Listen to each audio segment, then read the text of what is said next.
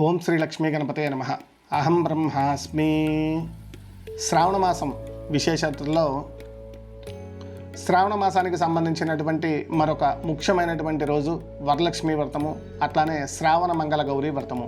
శ్రావణ మాసంలో వచ్చేటువంటి మంగళవారాల్లో ఏ మంగళవారం అయినా సరే ఈ శ్రావణ మంగళ గౌరీ వ్రతాన్ని మనం ఆచరించవచ్చు.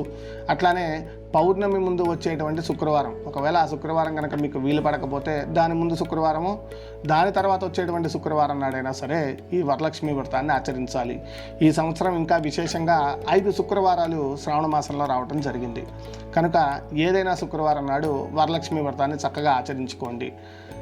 ప్రధానంగా వరలక్ష్మీ వ్రతం అంటే ఏమిటి, దాన్ని ఎలా చేయాలి మనందరికీ కూడా తెలిసిందే, మనందరికీ కూడా తెలిసినటువంటి విషయమే. కాబట్టి దాని గురించి నేను వివరంగా చెప్పకుండా క్లుప్తంగా చెప్తాను. అయితే వరలక్ష్మీ వ్రతం ద్వారా మనం ఏం తెలుసుకోవాలి అనేటువంటి విషయాన్ని ప్రధానంగా మనం మాట్లాడుకుందాం.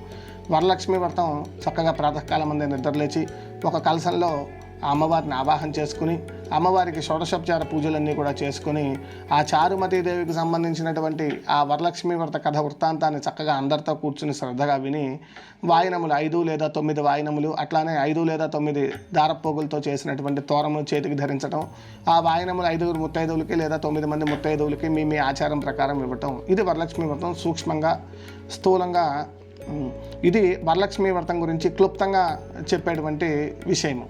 అయితే అసలు ఈ చారుమతీదేవి గురించి ఎందుకంటే ఇంత గొప్పగా చెప్తున్నారు అంటే మీరు బాగా ఆలోచిస్తే అందులో ఒక విశేషం ఉంటుంది. చారుమతీదేవి తన యొక్క పని తాను చేస్తూ ఉంది.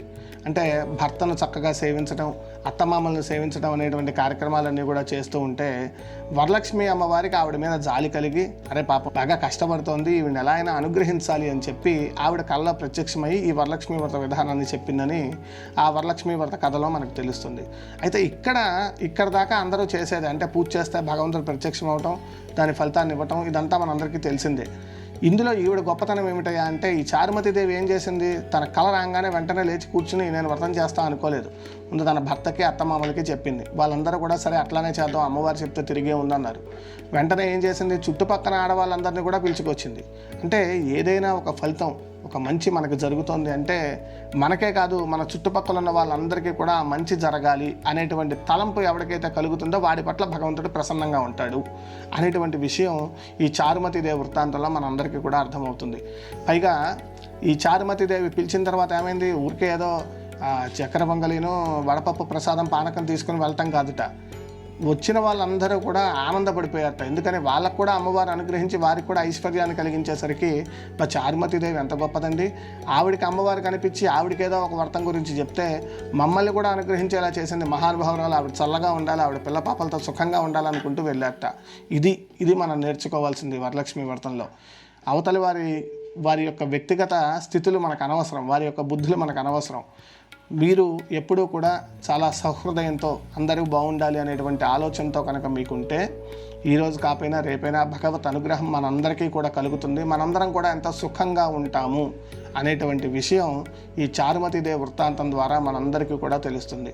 కనుక ఇట్లాంటి గొప్పదైనటువంటి ఈ వరలక్ష్మి వ్రతాన్ని చేసి అమ్మవారికి ఎంతో ఇష్టమైనటువంటి ఈ శ్రావణ మాసంలో అమ్మవారికి ఎంతో ఇష్టమైనటువంటి శుక్రవారం, అంటే ఇందాకని చెప్పుకున్నట్లుగా మనం ముందు వీడియోలో శ్రావణ మాస విశిష్టత గురించి చెప్పుకున్నట్లుగా అమ్మవారికి ఇష్టమైనటువంటి శ్రవణ నక్షత్రం, ఇంకా ఇష్టమైనటువంటి పౌర్ణమి, దానికంటే ఎంతో ప్రాశస్త్యం కలిగినటువంటి పౌర్ణమి ముందు వచ్చేటువంటి శుక్రవారం.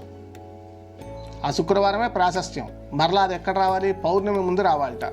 ఇటువంటి తిథి అంటే ఇక అమ్మవారు చాలా ప్రీతిని ఉండేటువంటి ఆ రోజు అనమాట. అటువంటి రోజున ఈ వరలక్ష్మీ వ్రతం ఆచరించడము అంటే నిజంగా ఆవిడ అనుగ్రహం ఉంటేనే మనకు ఆ శక్తి కలుగుతుంది. మనందరము కూడా వరలక్ష్మీ వ్రతాన్ని ఆచరించి తద్వారా అమ్మవారి కృపతో ఇంకా బాగా ఐశ్వర్యాన్ని, ఇంకా బాగా ఆరోగ్యాన్ని, ఇంకా బాగా చదువుని, డబ్బుని, సంతానాన్ని అన్నింటినీ పొందాలని కోరుకుంటూ ఓం శ్రీ లక్ష్మీ గణపతే నమః.